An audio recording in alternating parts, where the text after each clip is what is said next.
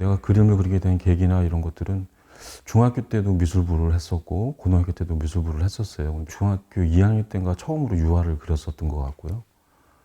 그러다가 이제 고등학교 들어가고 이제 그림을 그려야 되겠다고 생각을 했었던 것 같아요. 이중섭, 김환기, 장욱진 뭐 이런 사람들의 에세이 같은 것들이 있었어요. 그 당시에. 이렇게 도판 같은 것들은 좋지 않았죠, 사실은. 그런 거 보면서 약간 낭만적으로 생각했던 것도 없지 않아 있었던 것 같고. 저기 충무로 쪽에도 갤러리들이 좀 있었어요. 충무로로 해서 마로니에로 해갖고 인사동을 해갖고 걸어서 다녔었던 것 같아. 근데 어느 날 하루는 인사동에 갔는데 어느 전시장을 들어갔어. 아무도 없는데 그 전시장에 탁자에 이렇게 엎어져 계신 거야.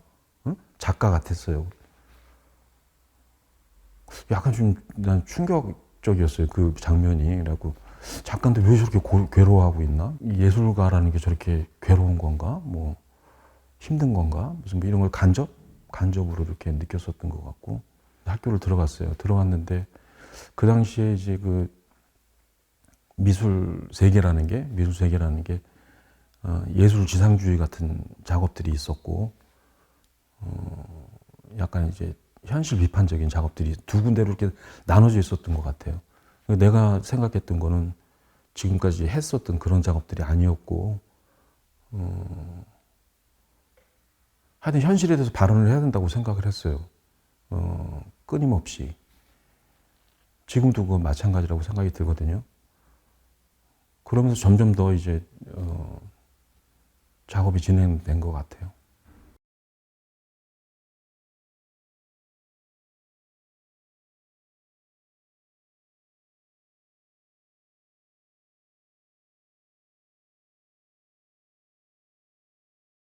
처음에는 더 관심이 있었던 거는 형상미술이었어요. 홍익대학교 있는데 앞에 한강미술관이라고 있었어요. 거기를 중심으로 활동했던 작가들이 있어요. 그러니까 뭐 지금 생각돼 거기 이제 장경호 선생님이 거기 좀 디렉터 같은 걸로 계셨고, 뭐 이상호 선생, 물론 뭐 정복수 선생 뭐 이런 양반들도 거기서 활동을 했죠. 그 당시에. 근데 민중미술로 좀 이렇게 흡수된 게 없지 않아 있어요. 근데 저는 처음에는 하여튼 그 형상미술전 이런 거에 더 관심이 좀 있었어요. 그래서 거기서도 이제 내가 만든 확산전이라는 그 그룹전을 거기서도 했었고, 예. 그 당시에 지금하고 좀 그 미술판 자체가 좀 굉장히 달랐던 것 같고요. 지금 이제 개인전으로 젊은 친구들도 개인전으로 많이 활동을 한다면 그 당시에는 그룹이 굉장히 많았어요. 그러니까 뭐 우리가 알고 있는 뭐 현실가 발언이라든가 우리는 이제 그분들보다는 나이가 어렸으니까 그리고 산발적으로 하여튼 뭐 3, 4, 5 그룹전이 굉장히 많았고요. 우리 동료들 한 3명에서 처음에 시작을 했었던 것 같은데 토론도 많이 했었고 그래갖고 우리가 갖고 있는 생각을 단 한 사람이라도 의미를 좀 확산시키자. 그러니까 약간 유치한 뭐 이름 짓기라고 할 수도 있지만 솔직하게 그렇게 전시 제목이 지어졌던 것 같아요. 그리고 처음에는 우리가 뭐 학교도 인천이었고 그리고 선후배가 당연히 없었고요. 학교 생긴 지가 얼마 안 됐을 때였어요. 속된 말로 이제 맨땅에 헤딩하는 것처럼 처음에 2번은 카페에서 전시를 했어요. 첫 회는 이제 인하대학교 후문에 있는 조그만 카페. 그리고 3번째부터는 이제 갤러리 같은 데서 했었던 것 같아요. 20살부터 28살 그때가 5공화국 때 정확히 5공화국 때 이렇게 청년기를 보낸 거였어요. 사회에서 일어나는 일들 그런 것들에 대해서 어떻게 접근을 했었을까? 그러니까 뭐 신문 같은 것도 많이 이렇게 통제가 많이 되고 그랬었겠죠. 근데 하여튼 방관자적인 시선으로라도 뭔가를 이렇게 표현하고 싶었어요. 돌멩이 던지면서 데모를 하지는 않았거든요. 근데 그림으로는 무수히 많은 날들을 하여튼 밤을 새웠던 게 저는 이제 그런 거라고 생각이 듭니다. 세월의 표정, 뭐 그림 현재 진행형, 어제 오늘 내일 뭐 이런 식의 제목들이었고 부제가 또 있기도 하고요. 배경은 오일 페인팅으로 그리고 그 페인팅에 올라가 있는 것들은 복사했다는 게 굉장히 저한테는 중요한 그 소스였어요. 그러니까 색을 다 제거한 상태로 이렇게 카피가 되는 거. 그리고 그 당시에 이제 복사기가 나온 지가 얼마 안 됐는지 뭐 신문물이라고 생각했었는지도 모르고요. 그래서 흑백 콜라주를 했었고요. 늘상 그렇게 좀 복선이 있는 것 같아요. 뭐 방독면 쓰고 있는 사람들이 그때 뭐 저기 데모하는 사람들을 제압하고 그랬던 경찰들 그것만을 뜻하는 건 아니었고요. 더 그거 한 건 제가 군대를 갔는데 군대에서 느꼈던 그 방독면 쓰고 훈련 받았던 거 있잖아요. 그때 고통스러움 그거였어요. 당연히 사람들은 그렇게 보죠. 뭐 사회 비판적인 거구나 이러는데 저는 그때 받았던 그 고통을 표현한 거였어요. 사실은. 근데 어제 오늘 그리고 내일이 왼쪽을 보는 사람이 뭐 어제였고 가운데 있는 사람이 오늘이고 내일이 하여튼 우측에 있었나 하여튼 그런 식으로 배치를 했었던 것 같아요. 그렇게 해놓고 우리가 사는 그 일상을 갖다 배경으로 그리고 신촌역 그때 지하철 공사장이었어요. 2호선 신촌 로타리 있는데 어떤 것 같습니다.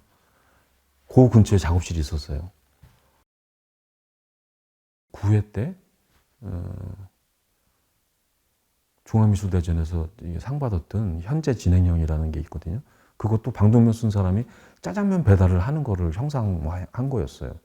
그러니까 무슨 데모하는 그런 내용이 아니라 광화문 근처에서 본 것 같아요. 광화문 근처에 짜장면 배달부가 방독면을 쓰고 배달을 하면 어떨까 이런 그냥 내식의 유머라 그럴까. 뭐 지금도 마찬가지지만 내가 어디 있는지가 제일 중요한 것 같아요. 아무리 글로벌화가 된다 그래도 나는 지금 포천 여기 지금 한 구석에 있는 거고 내가 지금 있는 곳에 무슨 세계 중심이 나라고 얘기하는 그런 거창한 게 아니라 내가 있는 곳이 가장 중요한 것 같아요. 솔직하게 여기서 생각하는 우리 사회, 내가 사는 일상, 그리고 그걸 감싸고 있는 회화라는 것, 그 세 가지. 베냐민이나 뭐 이런 것들을 많이 읽었던 건 아니었지만 그 당시에 복제 무슨 뭐 이런 것들이 많이 얘기가 됐을 때였어요. 그래갖고 카피해서 그걸 이렇게 붙이면서 어제 오늘 그리고 내일 그런 거에 대해서 이렇게 유희했었던 것 같습니다. 이렇게 그 당시에 좀 미미어 쪽에서도 신학철 선생님, 박불동 작가 이런 분들이 이제 콜라주 같은 걸 많이 했죠. 그리고 뭐 역사적으로는 존 하트필드 같은 사람이 콜라주 작업들을 많이 했었고요. 지금도 저는 그림에 다가가는 방식이 비슷하거든요. 그때랑 한 가지만 하고 있지 않다는 거죠. 그러니까 나한테 놀이터가 2개, 3개, 5개, 어떨 때는 5, 6개 된 적도 있어요. 근데 그 5, 6개가 다 주제예요. 주제가 다른. 이걸 계속 운영하다 보면 이거 전부 다가 개인전을 할 수가 있어요.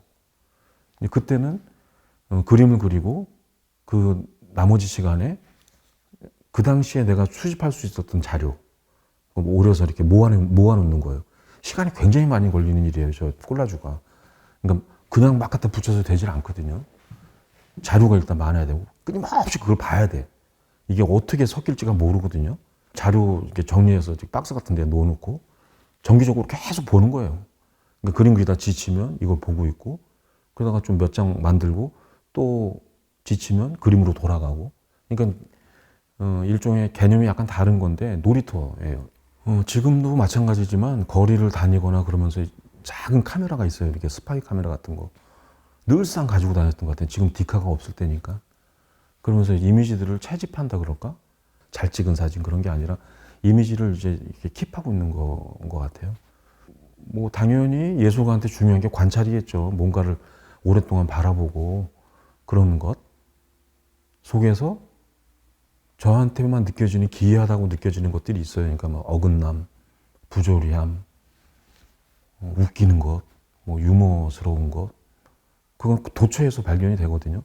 그런 것들을 채집하는 거를 그게 뭐 유쾌한 방식이든 아니면 약간 유치한 방식이든 제 방식대로 이제 표현을 한 거죠. 그리고 그 당시엔 그랬던 것 같아요. 그림이 처음부터 끝까지 말로 설명할 수 있어야 된다고 생각했어요.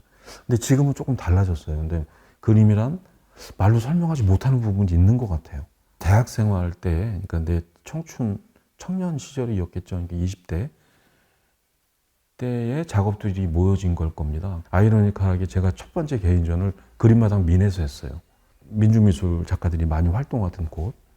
그리고 그 건너편에 제3갤러리가 있었는데 2군데를 빌려가지고 여기는 페인팅 전시, 제3갤러리는 이제 콜라주전이라고 할 수 있는 그 두 개의 전시를 대학 졸업하던 해에 같이 했습니다.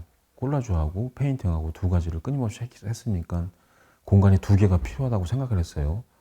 내가 여유 있고 그러진 않았는데. 그리고 그 작업들은 아까 지금 설명한 것들에 좀 녹아 있을 것 같아요. 거의 매일 밤을 샜던 것 같아요. 한 40대 중반까지는 지속되는 것 같거든요. 하루에 몇 시간씩, 만 시간을 하면 무슨 그 방면에 일가를 이룬다 그러잖아요. 근데 난 그거 훨씬 이상인 것 같아요. 이상들을 뭔가 이렇게 하고 노력해야지 이게 나온다고 생각해요.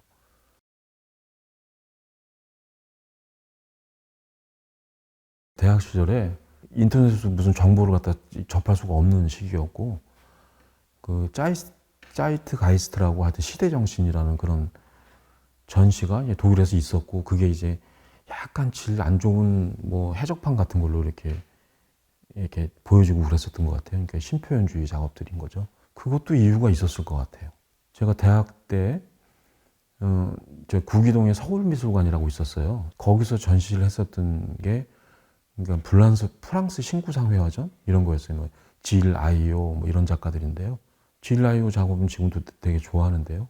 그런 것도 좀 인상이 있었던 것 같고, 독일로 간 건 딱히 프랑스는 가고 싶지 않았어요. 그 당시에 그러니까 정보가 없었던 거예요, 사실은. 그리고 학비도 없고 무슨 뭐 그렇다 그러니까 간 것도 굉장히 컸고, 미국은 또 생각도 못했던 것 같고 그 당시에 영국은 더더구나 생각 못했고요. 그렇게 가게 됐어요. 그때 처음으로 간 게 도르트문트였거든요. 중부 지방의 산업 도시들, 그러니까 광산 같은 것들이 많았던 도시 중에 하나예요. 근데 옛날엔 잘 살던 곳이었는데 지금 다 쇠퇴한 곳이에요. 그러니 뭐 도시도 약간 침체되어 있는 것 같고 회색빛이고, 그리고 비는 계속 오죠. 뭐 독일어는 모르겠죠. 그 당시가 그러니까 이제 독일로서는 통일이 되는 뭐 그런 게 많이 논의가 되고 그럴 때였어요. 그랬다고 내가 가고 나서 한 1년인가? 1년 반 정도 있다가 하여튼 통일이 됐거든요. 분단된 거 같은 거를 베를린 가니까 그런 게 느껴지더라고요, 실제로. 근데 뭐 저도 그때 뭐 생각이 좀 어렸으니까 뭐 한반도가 분단되고 뭐 이런 거에 대한 생각은 그렇게 깊지 않았던 것 같아요, 사실은. 근데 이제 가서 보니까 독일이 그랬고, 그리고 동독을 하루 들어갔다 나올 수가 있었어요. 그러니까 비자를 갖다 이렇게 만들어주는 게 아니라 들어가서 잠깐 봤던 인상? 그런 거였어요. 그러면서 이제 학교를 이제 알아보러 뭐 뒤셀도르프 뭐 다니다가 선생님을 거기 이렇게 찾아서 가거든요. 어떤 선생님들이 있는지를 봐요. 그럼 자기가 너무 좋아하는 작가가 있다든가 뭐 이러면 이제 접촉을 하게 되는 거죠. 그러면서 또 입시를 보게 되고 이러는 거예요. 뒤셀도르프도 갔었어요. 그 생전에 백남 선생님도 뵌 적이 있어요. 나는 그때 독일에서는 포트폴리오 마페라 그러는데 이만해요. 전지를 한 20장 정도 해갖고 어깨에 메고 다니거든요. 그러면 그거 좀 보여드린 적이 있어. 그 백남 선생님한테 멜빵 바지 입고. 그때 이제 거기 교수셨는데 한 학기에 제가 알고 있기로는 한 학기에 한두 번 정도뿐이 안 오셨어요.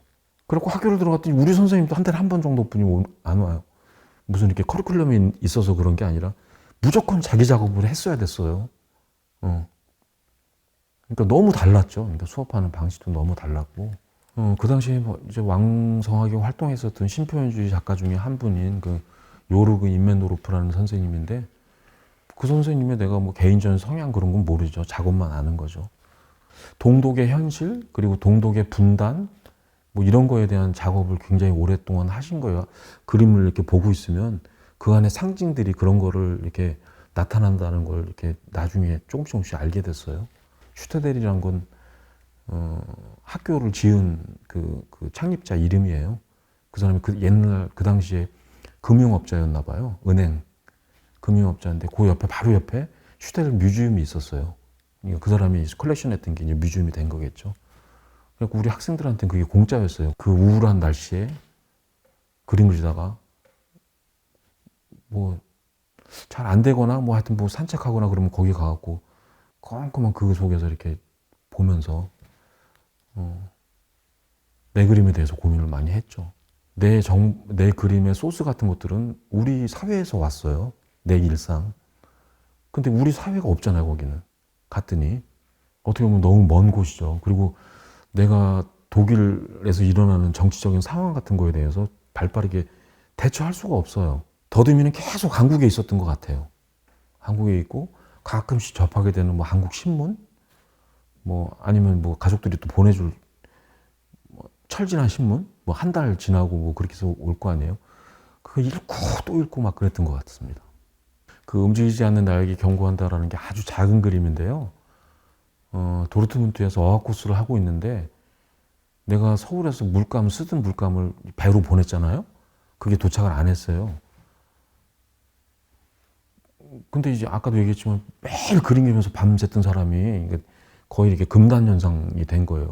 그림을 그려야 되는데 그림 못 그리고 나 이거 뭐 하고 있는 짓이냐. 학교도 이제 못 들어갔을 때였겠죠. 하고 그 벼룩시장에 갔더니 어느 아마추어 화가가 이렇게 그리다가 이렇게 캔버스야. 그리고 물감 몇 개 이렇게 붓하고 이렇게 파는 거예요. 그래갖고 그 색깔 다 있는 것도 아니었어요. 그 몇 개를 이렇게 사갖고 왔던 것 같아. 중고였으니까. 저렴한 가격이었겠죠. 도르트문트에서 그 그림을 그렸어요. 그러니까 움직이지 않는 나에 경고한다. 그게 배경이 이렇게 있는데 가운데 물고기가 한 마리 있고 주위에도 물고기가 있어요. 근데 그 밑에다가 이렇게 경구처럼 써놓은 거죠. 움직이지 않는 나에 경고한다. 끊임없이 나한테 움직이라는 채찍 같은 아니면 부적 같은 그림이었고 그건 꽤 오랫동안 제가 사는 집, 독일에서도 그랬고 서울에 와서는 액자에 껴서 꽤 오랫동안 거실에 걸려 있었습니다. 심리적 도상은 문화가 다른 곳에서 느꼈던 이방인으로서 느꼈던 유학 중후반쯤에 나온 작업들의 연작이에요. 그때도 마찬가지로 내가 이렇게 느꼈던 일상적인 것들이 그리고 한국에서 떠나온 어떤 기억 무슨 이런 것들이 막 복합적으로 표현이 되다가 이제 독일의 풍경이라든가 독일에서 봤던 어떤 모습들이 등장을 하게 된 것 같아요.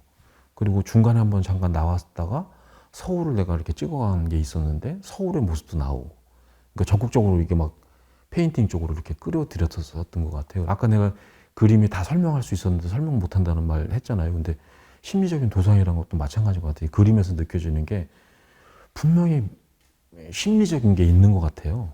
보는 사람도 마찬가지고 작업하는 사람도 마찬가지고 이게 두 사람의 심리가 충돌하는 거죠. 잘한 사람들이 한 그림을 보고 서로 다르게 느끼는 거 그런 거에서 오는 도상들의 레이어 같은 거였던 것 같아요. 그런 걸 좀 표현하려고 그러지 않았을까. 그러니까 내가 생활하는 일상의 우리 집이나 아니면 학교 작업실이나 이런 것들이 배경이 되고 그 당시에 내가 이렇게 눈여겨봤었던 어떤 도상들이 거기 이렇게 셀로판지처럼 이렇게 오버랩되는 거죠. 그러면 이제 이미지들이 충돌을 하겠죠. 이게 왜 뜬금없이 이렇게 시꺼먼 그림자 같은 게 들어올까? 뭐 성공을 하든 성공을 하지 않든 그런 작업들이 진행이 됐었던 것 같고 독일 생활을 조금 더 얘기를 하자면 하루에 한 8시간씩 하여튼 작업실에 앉아 있었던 것 같아요. 친구 생일 파티에 갈 일도 없고 뭐 장례식장 갈 일도 없고 부모님 뵈러 그러니까 빼앗기는 시간이 없잖아요. 거의 오로지 그냥 작업실에 있을 수 있거든요. 방학 때 무슨 뭐 여행 가고 아니면 전시를 보러 가는 거 그런 거 말고는. 그러면서 무슨 어떤 그림이나 전시 같은 걸 보고 난 많이 배웠다라고 표현을 안 하거든요. 우리 선생님한테도 많이 배웠다 이런 표현을 안 하고 엄청 많이 느꼈던 것 같아요. 그림에 대해서.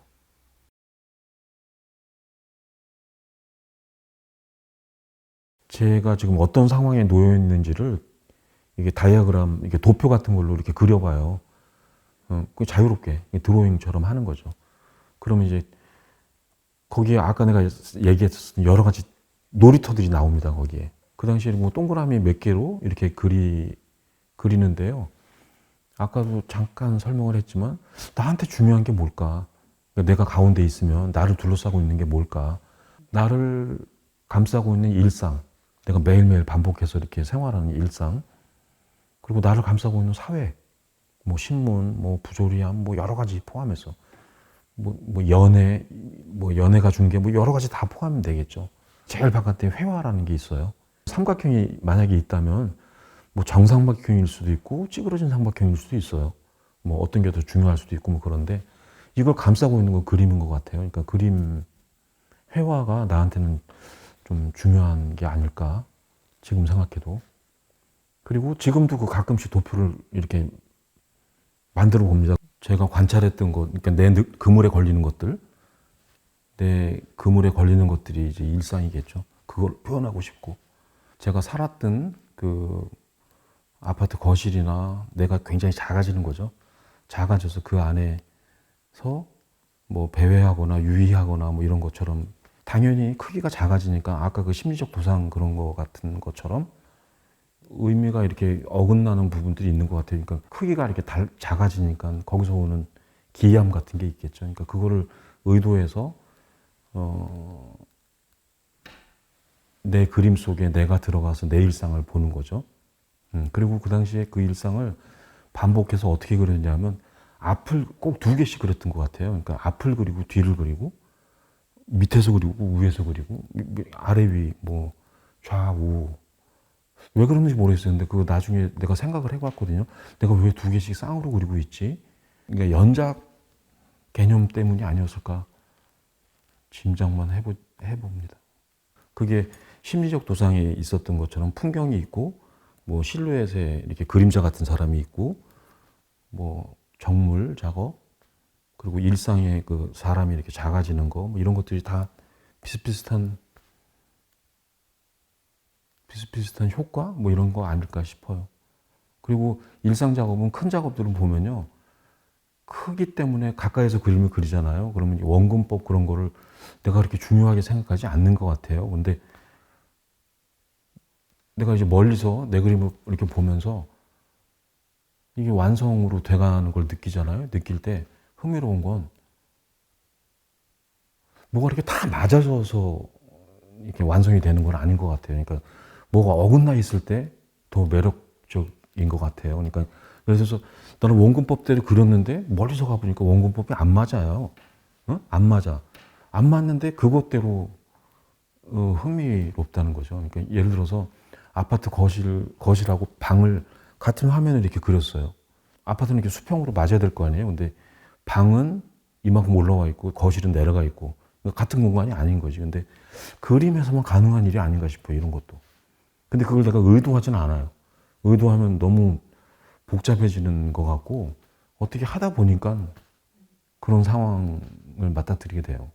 저술적으로 얘기가 될 텐데 그러니까 프레임 안에 그림 안에 그림이 있다는 그 상황 자체가 흥미로웠고요. 일단 미술사 속에 보면 얼마든지 많이 이런 소스를 찾을 수가 있는데 근데 이제 결국에는 그림과 그림의 경계를 내가 뭐 고민하고 뭐 그랬다 그러는 것처럼 계속 건드리거나 뭐 이렇게 의문을 갖거나 무슨 그런 거가 그런 식으로 표현이 된 것 같아요.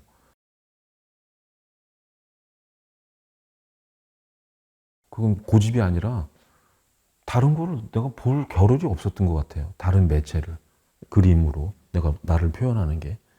근데 그 당시 뭐 영상, 인스탈레이션 뭐 이런 것들이 굉장히 많았을 때요. 회화의 종말, 회화의 위기, 회화의 죽음, 무슨 뭐 별 얘기들이 다 있었어요. 그러니까 그 평론하시는 분들이, 기획하시는 분들이 그런 식의 기획을 해서 그 전시마다 또 들어갔어요, 나는. 꽤 여러 개의 전시에. 나는 한 번도 죽음을 맞아본 적도 없고, 한 번도 위기라고 생각해 본 적도 없고, 한 번도 회화로 더 이상 표현할 게 없다라고 생각하지 못한 사람인데, 그런 그 컨셉 속에 이제 들어가는 거죠. 약간 엇박자가 나는 거잖아요. 근데 시대 상황은 그랬습니다. 그리고 또 하나는 그 당시에 자료를 찾아보면 아마 누구나 다 일상이라는 화두를 얘기를 했어요. 굉장히 많은 작가들이. 나한테 뭐 일상이 중요하고요, 일상이 중요하고요, 일상이 중요하고. 나는 이제 유행처럼 그런 건 아니었고, 이렇게 사전을 찾아보니까 날마다의 생활이 일상으로 돼 있어요. 아침 일어나서 아침 먹고 뭐 양치질하고 학교 가고. 근데 사람마다 다 다르잖아요, 그건. 그리고 거기서 느껴지는 건 다 다르잖아요.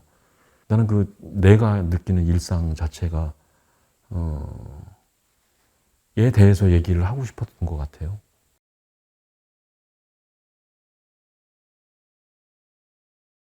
근데 그것도 이제 34 곱하기 24는 그 사이즈가 왜 그거에 이렇게 관심이 있었는지 모르겠는데 그 작은 화면으로도 무언가를 이렇게 얘기하고 싶었었나 봐요. 그 시리즈별로 내가 뭐 광주 비엔날레 가서 봤던 거, 뭐 아니면 여행 가면서 봤던 거, 작업실 가는 길 여러 가지 이렇게 소 그룹들이 있습니다. 그 당시에 작은 그림을 그리고요. 저한테 중간 크기 그림들이 없었어요. 중간 사이즈 그림들이. 그러니까 작은 거 그리고 그 다음에 150호 그리고 크고 작고 그거가 거의 이렇게 탁구 치듯이 왔다 갔다 이렇게 됐었던 것 같아요. 그러다가 나중에는 이제 그 사이즈들이 중간 크기들도 섞여서 들어왔지만 아주 한동안은 작고 크고만 작업이 진행됐었던 것 같아요. 그림 속에 메모가 나는 것보다는 아마 드로잉 속에 들어가 있을 거예요, 메모들이. 근데 그거는 이제 지금도 비슷한데요. 그 당시에 썼었던 무슨 작업 노트 같은 거라든가 아니면 이 드로잉을 하게 된 뭐 이런 거 있잖아요. 그게 제목일 수도 있고 아니면 그 당시에 했었던 이상한 생각일 수도 있고 뭐 그런 거를 그냥 이렇게 써놓습니다. 이렇게. 써놓은 결과인데 그게 나중에 전시 제목이 되기도 하고 근데 안 써놓으면 잊어먹으니까 그냥 이렇게 메모예요.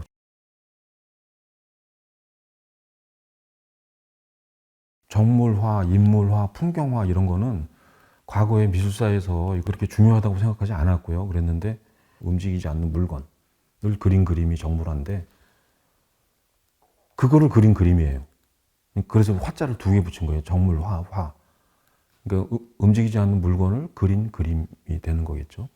정물화라는 걸 들여다보니까 나한테 없던 것들이 보였어요. 편집증적인 건지 뭔지 모르겠지만 하여튼 길거리나 뭐 이런 데서 내가 이렇게 주워오는 무슨 오브제들이 있어요. 뭐 철사줄이라든가 일부러 모으러 다니는 게 아니라 여행 갔을 때 무슨 돌멩이라든가 무슨 뭐 여기저기 보면 흔적들이 막 있을 거예요. 근데 막 어느 날 이걸 다 없애야지 그러면서 이게 쏟아 부으려고 그러다가 챙기다 보면 또 이만큼이 그대로 있는 거예요. 그래갖고 야 이건 진짜 나한테 해결하지 못하는 어떤 것들인데 내 근처에 있으면 언젠간 내 드로잉에 등장을 해요, 그게.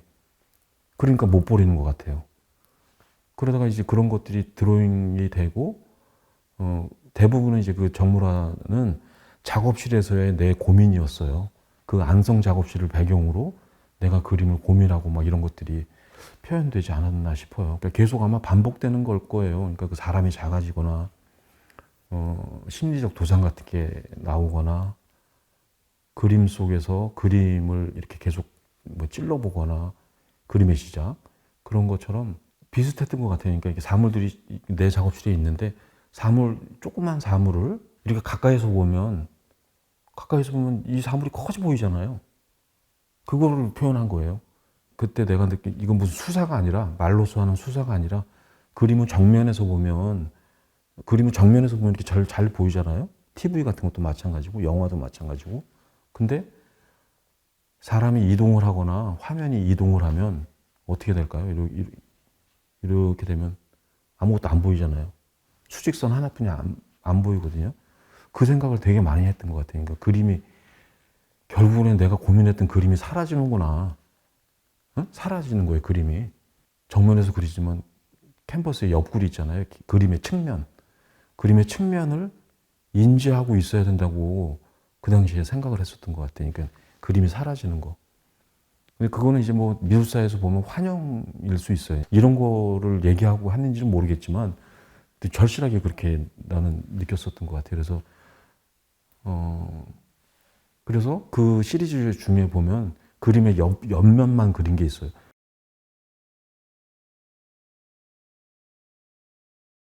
정물화에 추상처럼 돼요. 배경이 막 추상처럼 되고 그러는데 그것도 내가 겪었거든요. 작업실에 있는데 수도꼭지가 망가졌어요. 수전이라 그러죠. 이렇게. 수전이라고 망가져갖고 나는 그 요만한 부속만 내가 이렇게 풀어보니까 부속만 바꾸면 되는 것 같았어요. 그래갖고 그걸 들고 을지로를 갔어요. 근데 요만한 거 하나만 바꾸면 되는데 그게 8만 원짜리를 바꿔야 됐었어요. 이 전체를 바꿔야 되는데 그렇게 안 판대. 그때 나 뭐 이렇게 여유롭지 않죠. 당연히 8만 원이면 큰 돈이었어요. 그래갖고 그 화풀이로 그림을 그린 거예요. 정말로. 이건 그러니까 시스템의 문제라고 나 거기다 써놨어요. 막 일기처럼. 그림 위에다가 크게.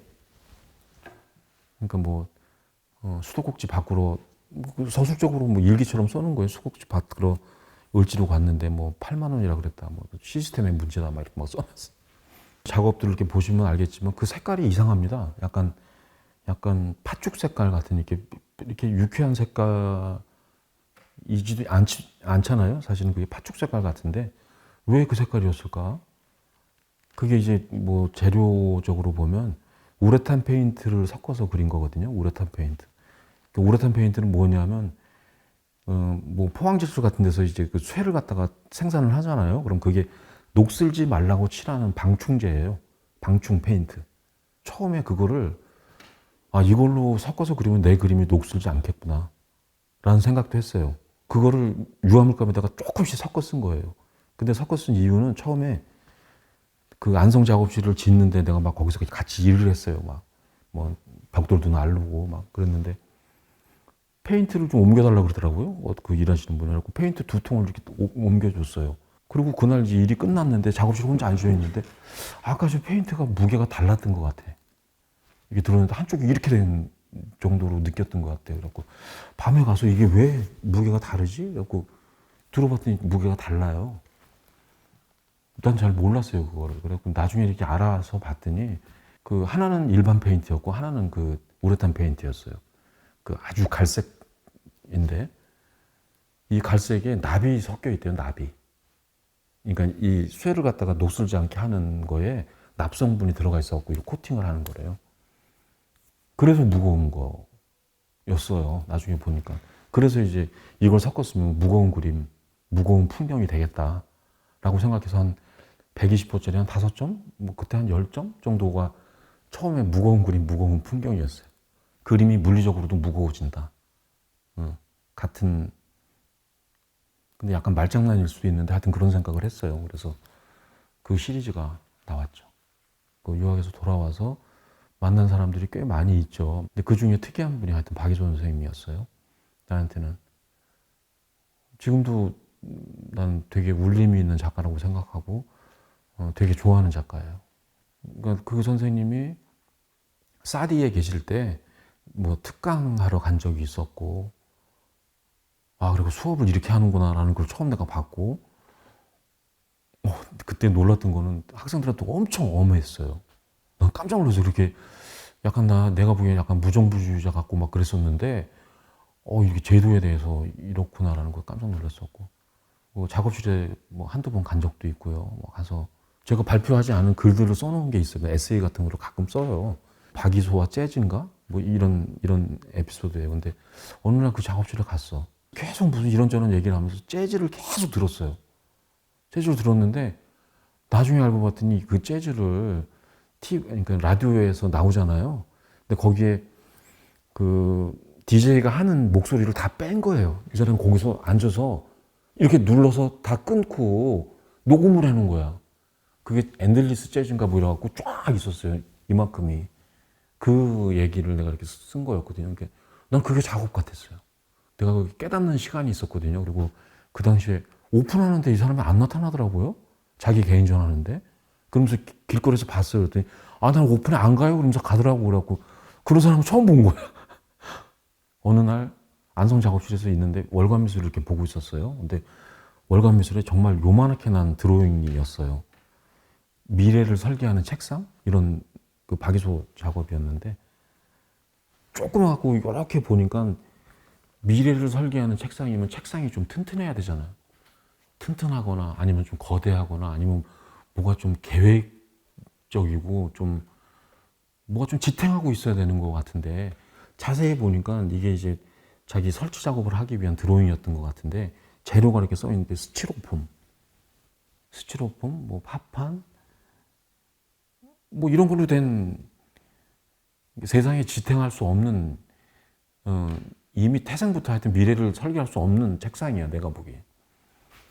그리고 너무 흥미로웠어요, 그게. 그래갖고 그날 전화를 했던 것 같아요. 그날 그걸 보고 이거 내가 그려도 되냐고. 작물 시리즈로 그릴 수 있겠다는 생각을 했겠죠. 그리고 만약에 나중에 그림이 팔리면 반반 나누자. 그것까지 얘기했던 것 같아요. 근데 아직 내가 갖고 있어요.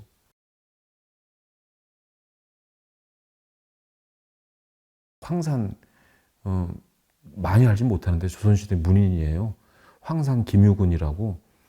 그분이 괴속도를 그린 거예요. 돌멩이 하나를 그린 거예요. 조선시대에.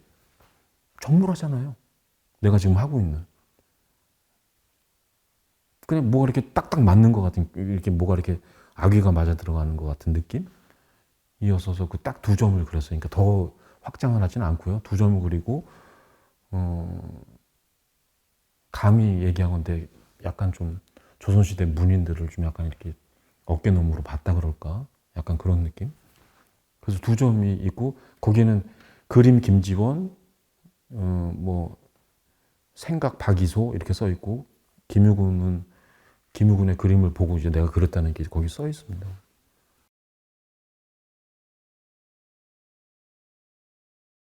(90년대) 좀 후반쯤 됐나요? 그때 무슨 저기 한국 타이어에서 사보가 있는데 그 사보에서 여행을 몇 명이 보내줬어요. 사진 하시는 분, 나, 평론 하시는 분 셋이서 강원도를 이렇게 여행을 했어요. 그러면서 나중에 에세이 쓰고 뭐 드로잉 같은 거 해서 이렇게 줬어야 됐었어요. 그런데 강원도 뭐 어디 좀 분교쯤이에요. 뭐 어디 분교에 여름방학 때인데 들어갔더니 그 화단에서 난 처음 봤어요.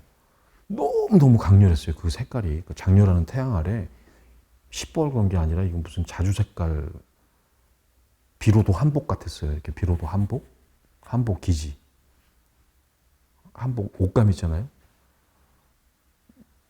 그러니까 그게 식물인데 전혀 식물 같지 않았고요. 너무 이상했어요. 그러니까 이상해서 한 송이 잘라갖고 왔던 것 같아요. 그거. 작업실 놔뒀다가 이거 한번 뿌려볼까 그래갖고 뿌렸던 게 안성이었는데 그게 키워서 나중에 한 2, 30평 정도 되는 밭이 됐어요. 근데 화단에 이게 몇 송이 있는 것보다 이게 야생으로 이렇게 있잖아요.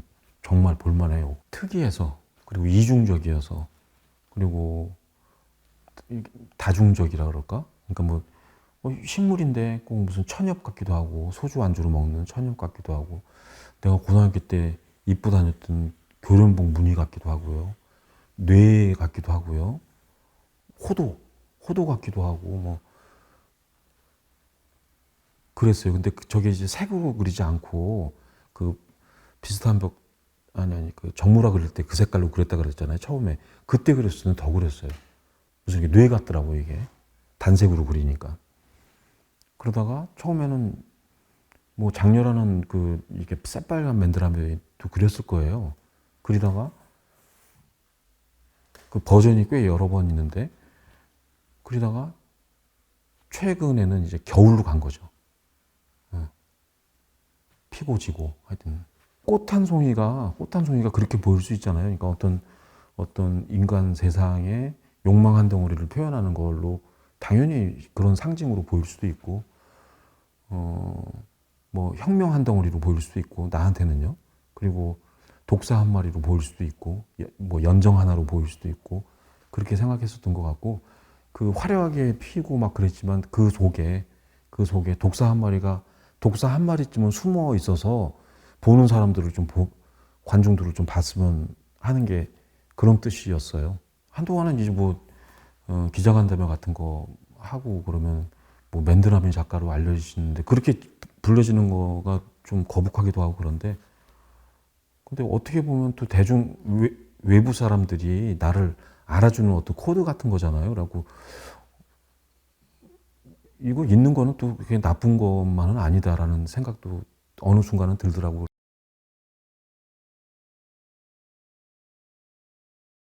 비닐 그림으로 딱 떨어져서 전시를 하고 그 후로는 안 그렸던 것 같아요. 근데 이제 왜 그랬냐면 사실은 유화를 저 비닐 위에다가 그리면 미끄러져요. 미끄러져서 표현하기 엄청 어려워요. 아니, 엄청은 아니지만 하여튼 뭔가 이렇게 참고 해야 돼요. 이렇게 쭉쭉 나가기 때문에 이렇게. 비닐은 이렇게 저기 뭐야 미술 재료도 아니고 광장시장인가 그런 데 가면 이렇게 팔잖아요. 두루마리 된 거. 그러니까 철물점 같은 데서 파는 거죠. 그게 이제 재료로 와서 내 캔버스에다가 그걸 씌워 본 거예요. 그리고 미끄러운데 거기다가 비슷한 벽, 똑같은 벽에 그 벽을 거기다 선으로만 그리니까 벽에 이렇게 걸려 있었어요. 근데 처음에 그릴 때는 그걸 몰랐어요. 해가 저쪽에서 떠서 이쪽으로 지잖아요. 어느 순간 그림이 움직이는 걸 느꼈어요. 그러니까 그림자가 당연히 움직이죠. 당연한 건데 어느 순간 이거 그림이 움직이네 이런 생각을 했던 것 같아. 거기에 등장하는 이제 재료나 그 이미지 같은 것들은 뭐 여행지에서 봤던 것들이 나오기도 하는데 대부분은 내가 작업실에서 사용하는 목장갑이라든가 무슨 철물점에서 사는 그런 물건들 있잖아요. 그런 상표예요. 그러니까 뭐 고급스럽지 않은 약간 이렇게 B급 상품이라 그럴까 그런 거의 상표야. 그러니까 그런 상표도 어느 순간 이렇게 한국적이면서 이렇게 조악하게 보였어요. 뭐 호랑이 같은 게 있고 막 그래서 전자제품 같은 거 사면 매뉴얼 같은 거 있잖아요. 그런 거 가만히 보면 거기에 그려 있는 그림들도 굉장히 이렇게 도장 같은 것들이 흥미로웠어요. 내가 뭐 필요해서 철물점 같은 데서 뭐 사오면 거기에 붙어오는 그런 게 있었어요. 근데 그게 어느 순간 채집이 되고 있었던 것 같아요. 채집이 되고 있으면서 이게 어떤 거는 엄청 이렇게 저기 힘주고 한국적인 것 같고 어떤 거는 말도 안 되게 조악하고 막 이런 게 그런 것도 전통 같았어요. 또 어떤 식으로 보면 지금 이렇게 그 스티커 같은 거 있잖아요. 상표 아니면 물건 속에 들어가 있는 그런 것들은 평면적이잖아요. 근데 내가 보는 풍경은 이렇게 3차원으로 있는 거고 냄새도 있고 막 그렇잖아요. 풍경도 그린 적이 있거든요. 비닐로. 표현하기 어렵죠, 당연히. 그리고 표현이 잘 됐는지도 모르겠어요. 근데 그런 거를 표현한 거 아닌가 싶어요, 말로. 시점들을 옮겨 다니면서 작업한 거니까. 그 안에 작업실도 있고, 작업실에 있는 매뉴얼, 책에 있는 이미지도 있고, 여러 가지가 혼재하고 있으니까. 비슷한 벽, 똑같은 벽을, 벽 전시를 경주에서 하는데요. 경주 전시장이 한 300평 정도 되는 뻥 뚫린 공간이에요. 거기에 페인팅 전시를 어떻게 해요? 벽에만 쫙 붙을 거 아니에요. 이건 아닌 것 같았어요. 그러니까 그걸 어떻게 해결을 하지. 그 고민을 엄청 했고, 그때 나온 게 첫 번째 비닐 그림이었거든요. 한 20호, 30호짜리 비닐 그림을 그리고 500호 정도 되는 비닐 그림을 그렸어요.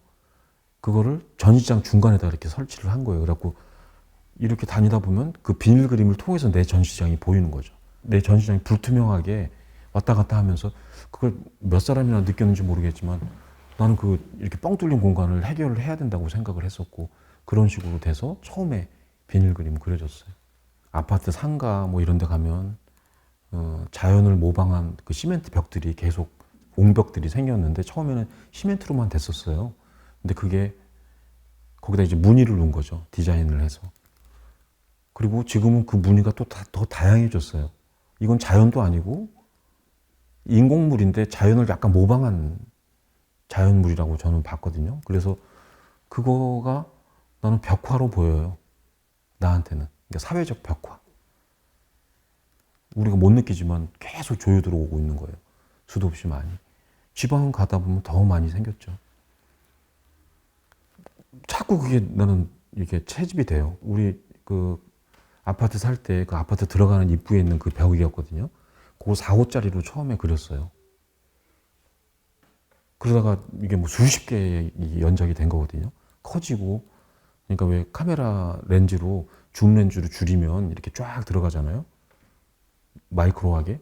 그리고 확대되면 멀어지고 원경이 되고 그거거든요. 줌 렌즈 같은 시선을 갖다 이렇게 따라서 간 거죠.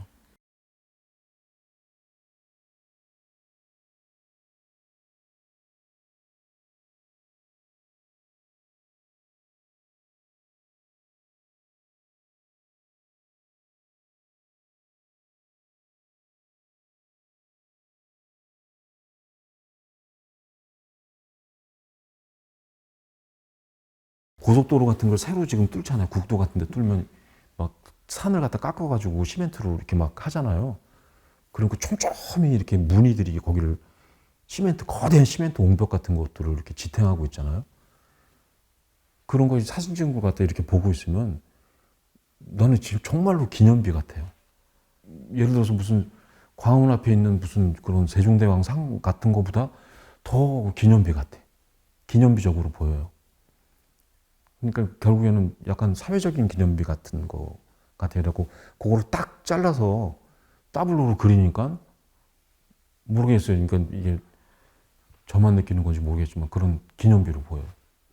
건축 같은 거에 좀 관심이 있거든요. 건축가나 무슨 건축에 대해서 많이 알진 못하는데, 그러니까 공간에 관심이 있는 거겠죠, 결국에는. 그림이 계속 그림을 그려지는데 그림이 결국에는 공간으로 들어가잖아요. 갤러리가 됐든 뮤지엄이 됐든 어느 벽이 됐든. 전시를 하다 보면 그렇잖아요. 그러니까 내가 주체가 돼갖고 모든 걸 다 할 수가 없어요. 공간은 그냥 별론데 그 의뢰가 오니까 할 수도 있는 거고, 전시장이 의뢰가 생기면 아주 아날로그처럼 그 샘플을 만들어요. 투시도처럼. 설계도를 만들어가지고 거기다가 그림을 옛날에는 사진 뽑아가지고 요만하게 붙여보고 드로잉처럼 붙여보기도 하고, 지금은 이제 3D 같은 걸로 안 칠 수 있잖아요. 그 공간하고 내가 이렇게 하고자 하는 작업들이 이렇게 있잖아요. 그것과 이렇게 맞물려져 가지고 생각이 되겠죠.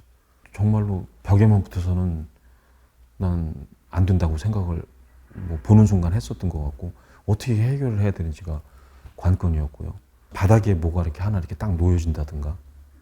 그러니까 그림인데 그림만 있는 게 아니라 뭔가 이렇게 환기시킬 수 있는 거. 예를 들어서 뭐 작년에는 저기 비행기가 천장에 매달려 있다든가, 그것과 내 그림과의 관계 같은 거를 같이 보게 되겠죠. 내가 전시 공간을 갖다가 해석해내는 방식, 그리고 어떨 때는 무덤덤하게 그냥 그림이 벽에 걸리기도 하죠. 그리고 늘상 그게 이상하지도 않아요. 그림은 벽에 걸리니까. 근데 어떤 공간에서는 그런 걸 해보죠. 그러니까 그 뭐 실험이라면 실험이고, 공간을 갖다 좀 변형시키거나 약간 좀 뒤틀어 놓는다거나, 그리고 그림은 벽에 있는데 그 맨드라미 묶음이 전시장 바닥에 있거나, 그럼 보통 사람들은 그림의 벽만 보고 가다 이건 못 봐요. 못 보고 가는 사람들도 있어요, 사실은.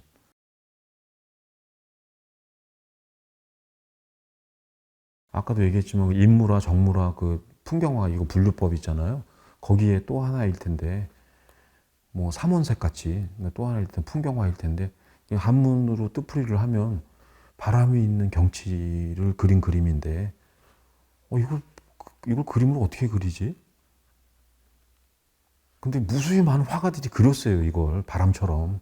막 갈필로 그리고, 막 물감을 뿌리기도 하고, 뭐, 가만히 서 있는 거를 그렸지만, 어떤 그림은 괴이하게 바람이 있는 것 같은 그림도 있고요.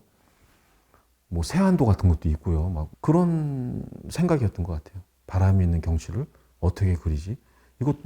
이건 그냥 이렇게 물어보면 불가능한 거잖아요. 바람을 어떻게 그리지? 그림에다가. 그리고 어떤 그림에다가는 뭐 바람이라고 써놓은 그림도 드로잉 같은 것도 있지 않을까 싶어요. 바람을 그린 게 아니라 바람을 쓴 거죠, 글씨로. 지금은 이제 코로나 때문에 못 가고 있는데 섬 여행하는 걸 이렇게 좋아해요. 그러니까 30대 후반부터 이게 버릇처럼 다녔거든요. 꽤 먼 곳들도 다녔었어요. 그림 그리러 간 건 전혀 아니었어요. 그러니까 스케치북 안 갖고 다녔었거든요. 갔던 이유는 도피하고 싶었던 것 같아요. 서울에서 도망가는 거예요. 격리되는 거예요. 방학만 되면 성적만 던져놓고 그냥 바로 사라지는 거죠. 근데 사라지지가 않아요. 저기 섬에 가서 전부 다 휴대폰이 터지잖아요. 그리고 왜 폭풍이 일어가지고 막 울릉도에서 못 나오고 막 이러는 거 있잖아요. 그런 거 해보고 싶은데 한 번도 해본 적이 없어요. 결국에는. 그러면서 봤었던 뭐 배 타고 가면서 느꼈던 그 바람을 그 풍경 속에다가 그려보고 싶었고, 그러니까 그려보고 싶었다기보다도 그게 그림 사이에 이렇게 있었으면 하는 걸 거예요. 그 정서가. 그리고 내가 안 된다는 것도 알고, 바람을 어떻게 그리겠어. 뭐 이런 게 정서가 이렇게 섞였으면 하는 게 목적이었던 것 같아요.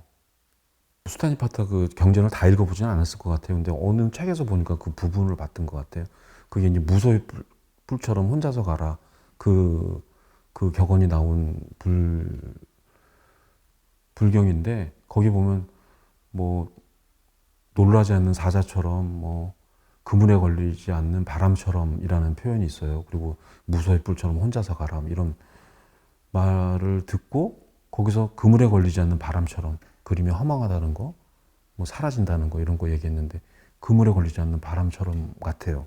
그림이 저한테는 그물에 안 걸리는 거예요. 오늘은 잡은 것 같아요. 오늘 컨디션 좋아서 그림이 굉장히 잘 된 것 같아요. 근데 자고 그 다음날 아침에 가장 먼저 하는 게 화가 나 아침에 일어나서 어저께 밤에 그렸던 그림 보러 오거든요. 보러 오면 어저께 그림이 아니야. 그러고서 또 뭐 시행착오들을 겪잖아요. 그런 것처럼 오늘은 그물에 걸린 것 같았는데 그림이 빠져나가고 그런 거죠. 그러니까 바람 같아요. 그림이. 그래서 바람처럼이라는 그거를 찾아내고 내가 너무 만족했어요, 사실은.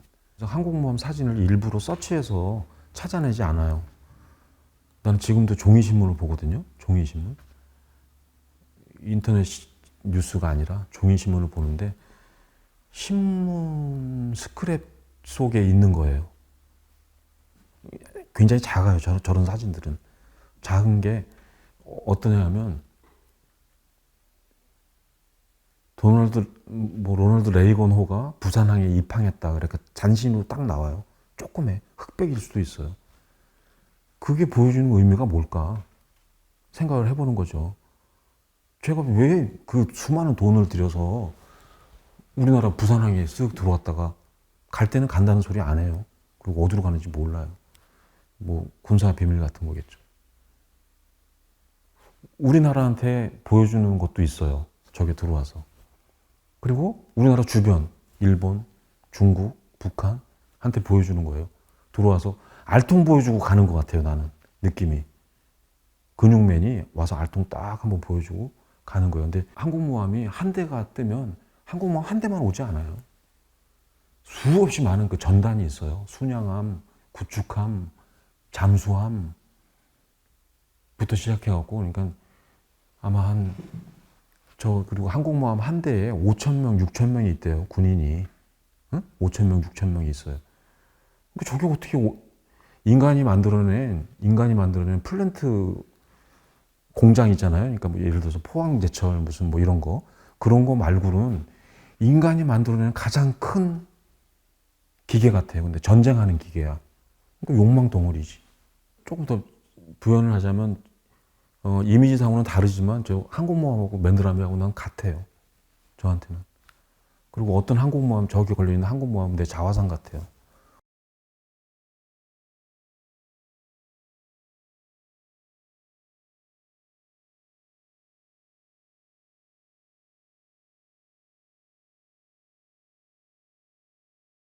지금 이 코로나 상황이 됐잖아요. 코로나 상황 전에 그린 거잖아요, 저거. 그리고 지금 공항에 사람이 없잖아요. 그 느낌 같아요, 난 너무 이상했어요, 지금 저거 이렇게 정리하면서. 근데 그 당시에 뭐였냐면, 내가 뭐 외국을 가거나 뭐 어떤 설레임 같은 거를 갖고 공항에 가잖아요. 그리고 미지에 안 가본 곳으로 가는 거니까. 뭐 설렘도 있고 두려움도 있고 뭐 이렇잖아요.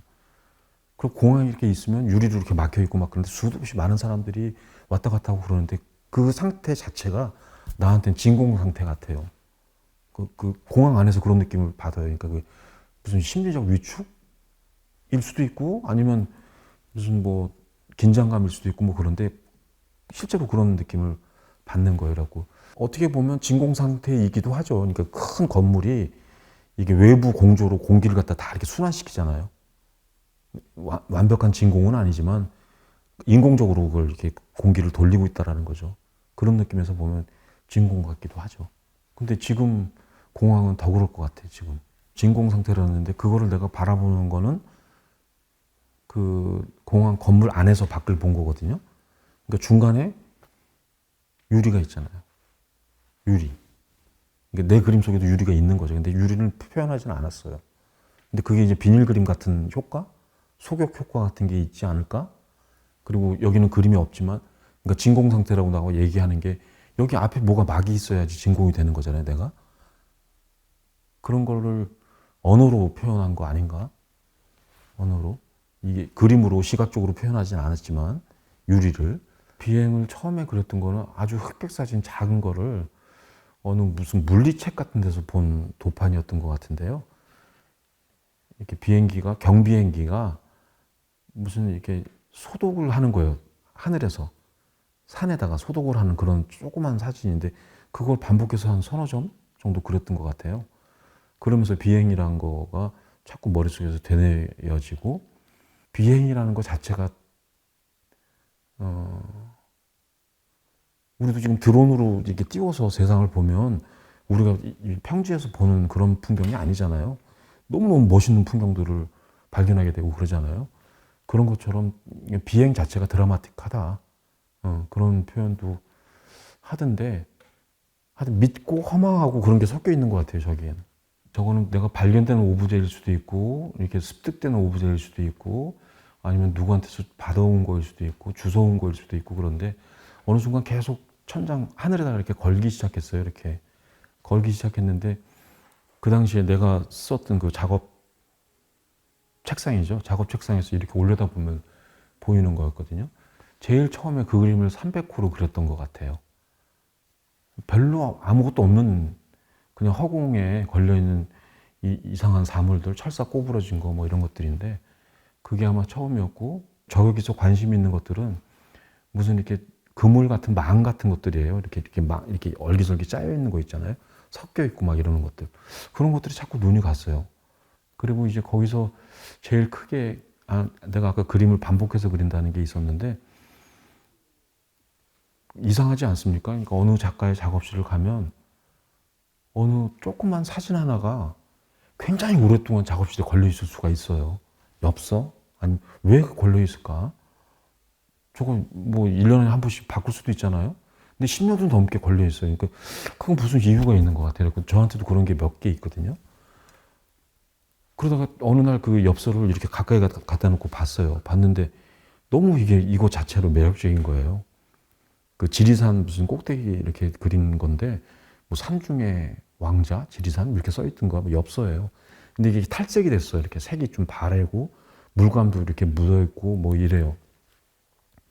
이거를 아까 크기 그 34 곱하기 24를 반복해서 그렸거든요.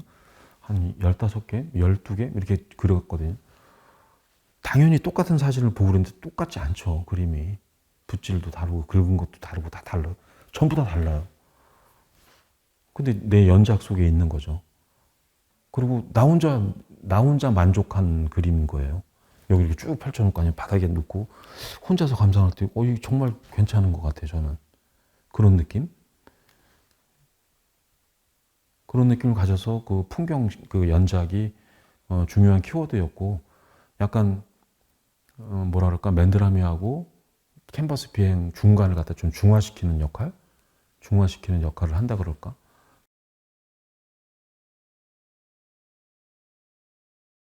늘 해왔던 방식대로 이렇게 여러 가지가 혼재돼서 작업이 돼요. 근데 아마 작업실에는 지금 집에 쓰는 작업실에 좀 상당 부분이 있고요. 거기서 지금 좀 주안점이라 그럴까? 그런 거는, 지금 곧 조그만 풍경 시리즈 연작으로 그렸던 거가 반복되는 게 있고요. 그 작업을 반복한다는 게 아니라, 뭐가 이렇게 바깥에서 모닥불 같은 거 피고 이렇게 불이 이렇게 사라져 가는 거 있잖아요. 그거를 연작으로 그린 게 있고, 하나는, 제 그림에 가끔 나오는 거예요. 그러니까 분수거든요. 분수. 하염없이 물줄기가 뿜어져 나오고 있는 거. 그거를 또 연작으로 그린 게 있어요. 그러니까 그 두 축도 있고, 그리고 그 안에는 또 약간 옛날 정물 같은 시리즈 작업들, 여지까지 안 했던 작업들이에요. 내가 표현하고 싶었던 인물화도 좀 있습니다. 인물화를 좀 모아서 언젠가 전시를 하고 싶어요. 그리고 그런데 인물화가 어렵다는 거를 이렇게 많이 느꼈던 것 같아요. 그래서 본격적으로 잘 못하고 회피하고 이렇게 돌아가고 그랬던 것 같은데, 지금 조금 다뤄보고 있는 것 같아요. 근데 거기는 이제 뭐 마스크를 쓴 인물도 있고, 뭐 오이 마사지를 하는 뭐 인물들도 나오고 이런 것들이 지금의 나를 아니면 지금의 우리를 이렇게 위무해 줄 수 있을까? 뭐 그런 생각을 하고 있어요. 근데 어떻게 나중에 이제 전시가 꾸며질지 모르겠고요. 근데 하여튼 연작을 계속하고 있다라는 거, 그리고 별반 다르지 않게 과거에 했었던 작업 방식의 연장으로 하고 있다라는 거, 그거는 뭐 지금도 운용을 하고 있는 거니까요. 막스 베크만 독일 작가인데요.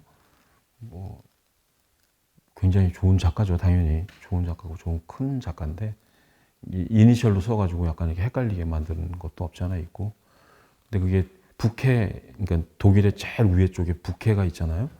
북해를 외투를 입고 그 흑백 사진을 한 장 봤어요. 막스 베크만이 북해를 이렇게 걷는 거예요, 뒷짐지고. 그 사진인데 화가의 뒷모습인 거예요, 그냥. 그러니까 우리 학교에 그 슈테델 슐레 프랑크푸르트에 제가 썼던 방이 H6인데요. H6 그 홀 바로 옆에 있는 방인데 지금도 가면 그대로 있을 거예요. 반은 마루가 깔려 있고 반은 마루가 깔려 있지 않았어요. 시멘트 바닥인데. 그 방이 막스 베크만이 우리 학교 교수였거든요. 옛날에. 그 방이 막스 베크만 판화실이라고 들었어요.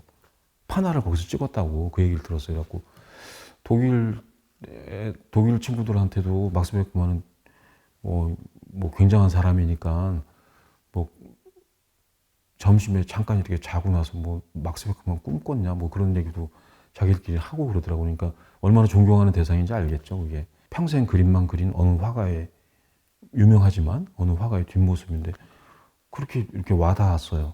그 사진이. 그래서 그걸 시리즈로 한 6, 7점 정도 될까요? 6, 7점 정도 이렇게 그렸거든요. 거기에는 뭐 나도 저랬으면 좋겠다 그런 뭐 바램 같은 거는 바램까지는 아니지만 그 묵묵히 한 길을 걸어간 어떤 사람의 뒷모습, 그렇게 오래 했는데도 불구하고 실체가 들락날락하고 실체가 확실하게 잡히지 않고, 그런데 캔버스는 이렇게 물질이잖아요. 그러니까 그림 그리는 게 얼마나 힘든지 아시겠죠? 이제 반어법 같은 건데 그 속에서 작업을 하고 있는 것 같아요. 그리고 과거에는 그냥 작업을 하고 있으면 다 작가구나라는 그런 생각을 했었는데 조금 시간이 지나면서 그렇지 않은 것 같아요. 그러니까 다 작가는 아니구나라는 생각도 가끔 합니다. 그러니까 지금 얘기했었던 연작 작업들, 균형을 잡고 나를, 그리고 내가 바라보는 거, 그런 것들도 균형을 잡아야 된다고 생각해요. 그러니까 한쪽으로 쓰러질 수가 있잖아요. 균형을 잡으면서 내가 작업을 하고 살고, 그게 그림이지 않을까 싶어요. 근데 그 그림은 어제와 오늘이 똑같지 않다. 계속 다르다.